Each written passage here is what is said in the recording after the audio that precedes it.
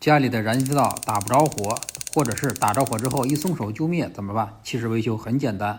首先我们把这个电池盒打开，把这节电池先给它更换一下。如果更换了电池还是不行的话，我们再把这个上盖给它打开。打开这个上盖之后，我们找到这个平头的，这个就是点火针，我们把它拆下来。另外一端在这个铁壳下边，我们用手一拔也就掉了。这时你看咱们这个点火针就轻松拿下来了。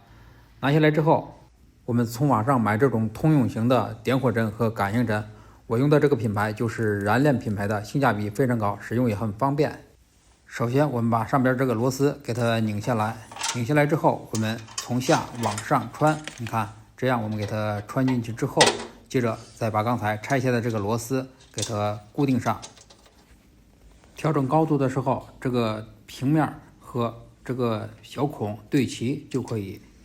然后另一端我们插在这个脉冲点火器这个插头上就可以了。你看这样点火就轻松点着了。假如还是不行的话，你看像这种情况，我们一松手，它就灭掉了。这时咱们把这个感应针也给它更换一下。